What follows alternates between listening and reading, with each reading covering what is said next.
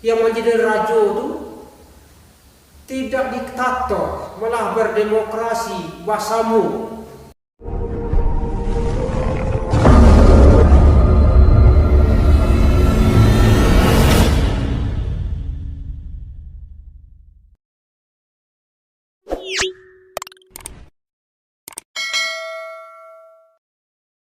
Ya. Nah, kita lanjut. Di dalam kerajaan Minangkabau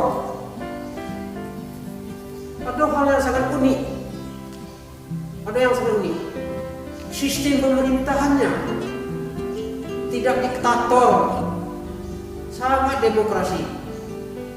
Nah, itu tercermin dalam motif ragam hias Minangkabau yang namanya Rajo Tigo Selo.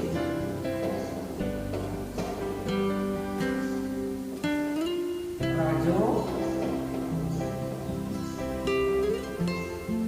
Tigo Selo.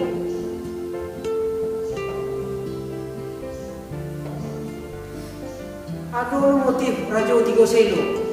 Iku memapasan orang bahasa di Minangkabau itu rajo itu yang menjadi raja itu tidak diktator, malah berdemokrasi, basamu. Maka di Minangkabau ada raja, ada 3. Yang pertama ada namanya Raja Alam.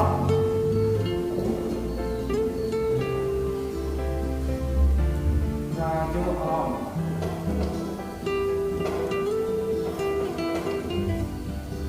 Raja Alam. Raja Alam. Raja yang memerintahi, membawahi setiap kegiatan gerak-gerik hukum-hukum bernegara atau berkerajaan.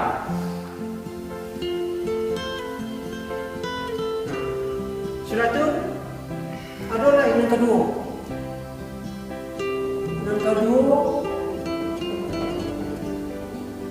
Raja Adat.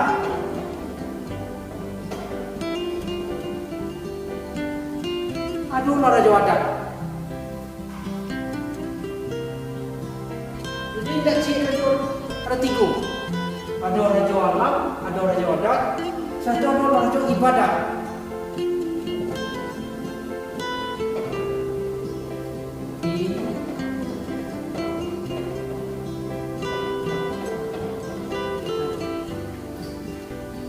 Di Minangkabau ada Raja Tigo, namanya Raja Tigo Selo. Masing-masingnya mempunyai kewenangan yang berbeda. Raja Adat orang yang mengepalui seluruh bentuk adat istiadat. Raja Ibadat orang yang memimpin, mengepalui seluruh bentuk peribadatan agama. Kalau Raja Alam, itu raja menguasai teritorialnya, administrasinya, bernegara dalam pengertian negara. Di masing-masing punya wilayah kerja. Itulah membagi kekuasaan tidak mutlak dipegang oleh seseorang. Para demokrasi ini orang di Minangkabau. Tidak sama, tampaknya pun tidak sama. Kita lihat di sana, Raja Alam. Raja Alam itu duduknya atau kedudukannya di Pagaruyung. Tidak sama dengan yang lain. Jadi tak bisa.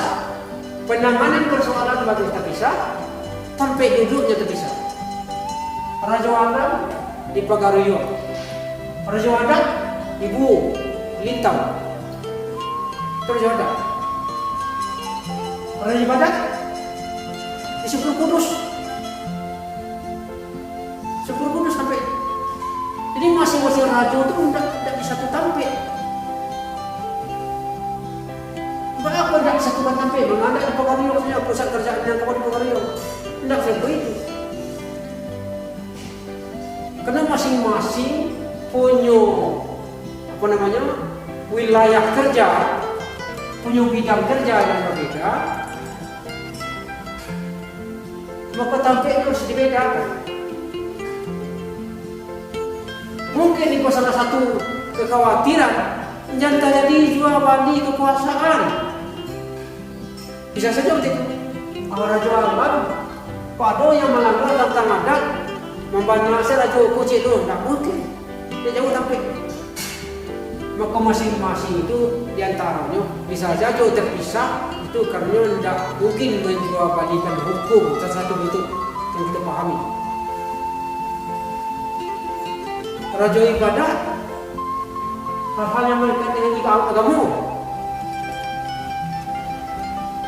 Awak beragama, ternyata dari dulu lah ada tuntunan dalam beradat, dalam hidup bernegara, dalam kerajaan Minangkabau.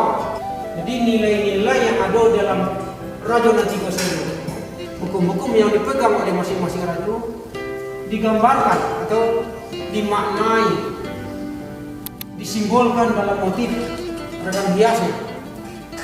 Jadi ragam hias Raja Nanti Goseno itu memaknai kepemimpinan di Minangkabau. Di Minangkabau ada 3 raja.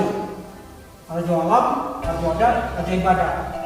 Pemahaman itu, nilai itu dibakukan atau dibukukan dalam bentuk motif atau dalam bentuk motif ragam hias. Jadi kisah, cerita atau landasan hukum itu dicatat dalam bentuk ragam hias atau istilahnya distilir, dijadikan makna atau disimbolkan di mana-mana simbolis lah dalam pikiran itu yang dikandung dalam tatanan pemerintahan Minangkabau. Dibuatlah catatan bentuk dengan simbol motif ragam hias Raja Nanti Goseno. Mungkin itu yang bisa dan yang paling mendasar adalah pola dasarnya. Jadi setiap motif di Minangkabau ada pemahaman, ada nilai, ada makna. Jadi setiap motif tidak makna atau setiap tindakan ada nilai. Jadi intinya sebenarnya. Jadi tidak ada karajo dan sio-sio. Tidak bisa asal jadi, tidak bisa sembarang. Itu harus pertimbangkan banyak hal. Jadi dari dulu ternyata tidak boleh karajo sio-sio di Minangkabau ditampilkan. Motif tidak hanya sekedar jadi hiasan, tapi jadikanlah itu sebuah simbol pemahaman, keilmuan, ketentuan.